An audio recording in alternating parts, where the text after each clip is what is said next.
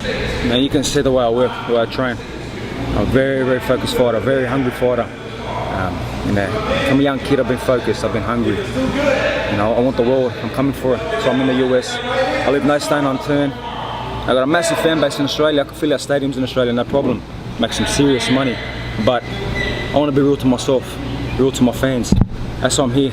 The mecca of boxing, with big fights is all in America. So.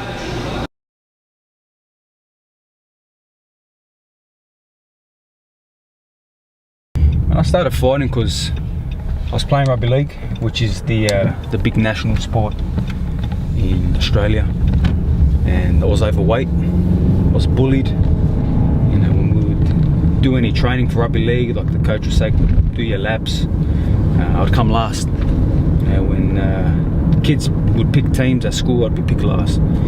So my father, because we live near the beach, he goes, well, why don't we try to do some beach stuff, like some nippers, and they have the beach competitions. It wasn't really for me, it didn't suit me.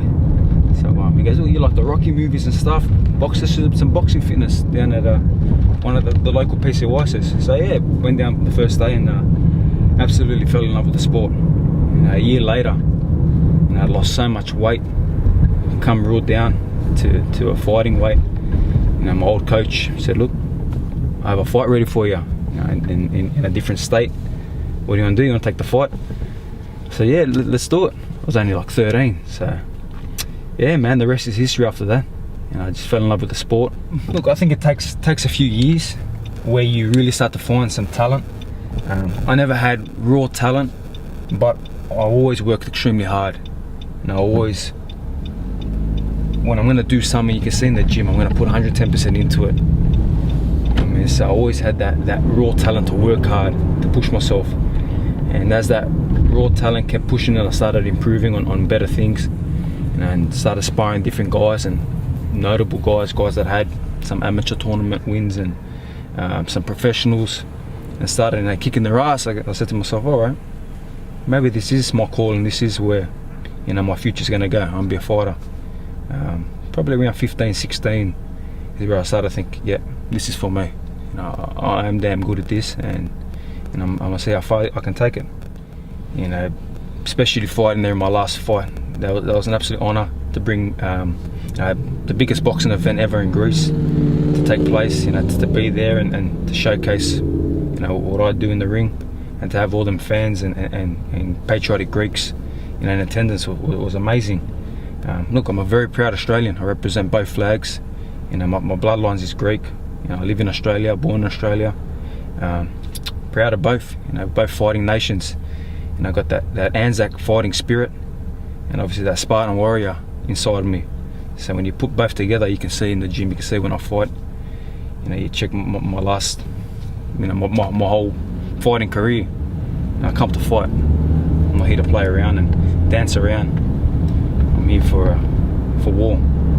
And yeah, I take that all with me, that warrior spirit. That's on my back. You see it tattooed on me. And even that much I love that Greek spirit, that warrior spirit. My son, his name Leonidas, king of Spartans, of Sparta.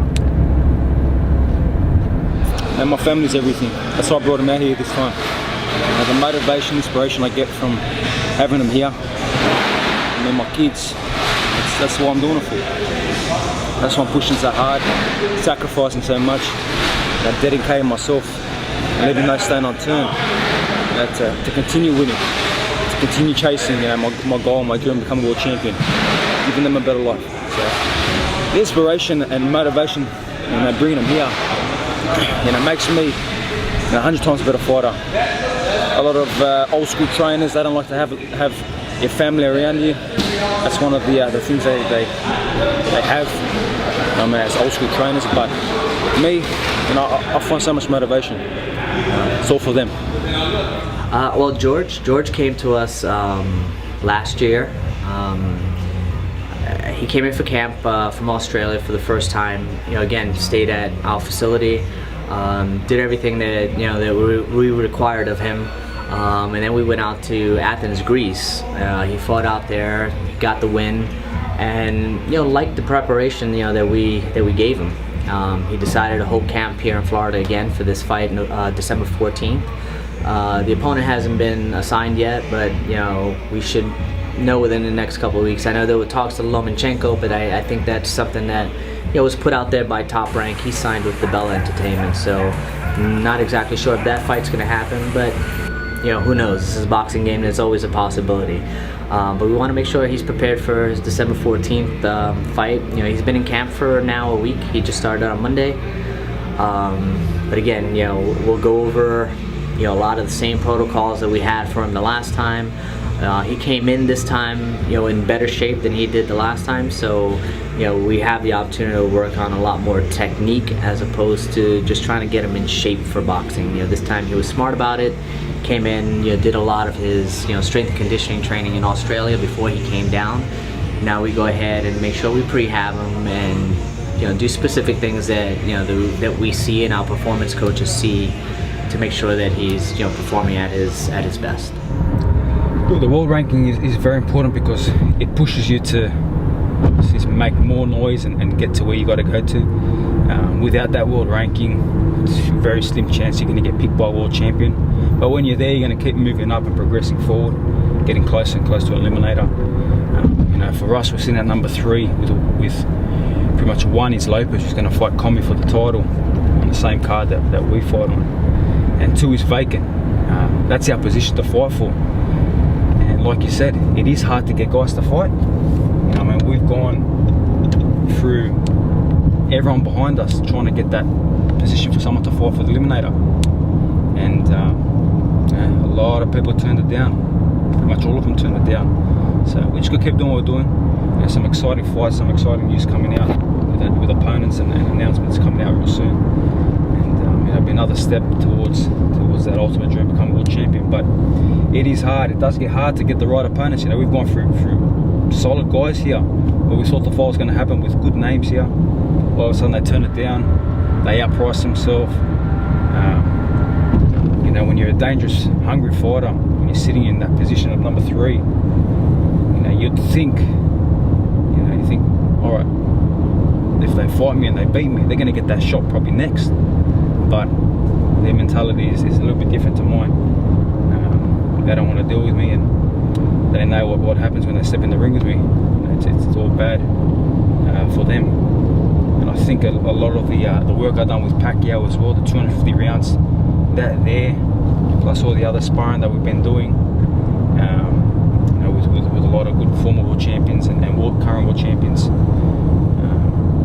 that kind of affects a lot of the opponents too, because I think this guy must have a lot of boxing IQ and a lot of experience under his belt as well. So, but it's all coming together. Like I said, we're fighting the biggest boxing arena in the world. Such a historic city, fighting city, an historic arena, and the greats have fought there. So I'm very, very excited for December 14th. I want to leave my mark, I want to leave my legacy, become world champion, multiple world champion. I want the fans to remember, that Kambosos was a warrior. He didn't take no shortcuts. He never left no stone unturned. He loved the sport. He didn't do it just for the money. Money will come and go, but your legacy lives with you forever. If you've ever gone to a cemetery and you see all these names, just who's this guy? Who's this guy? You're not known. But when you do something in your life, I'm not even just talking about boxing, but when you achieve something successful, you might be a doctor, saving lives or saving people. You're leaving a legacy on the world. And that's how I want to live my legacy. I got a lot of fans, a lot of supporters around the world. I got supporters getting tattoos of myself on themselves. So that's the impact I'm making, around the world.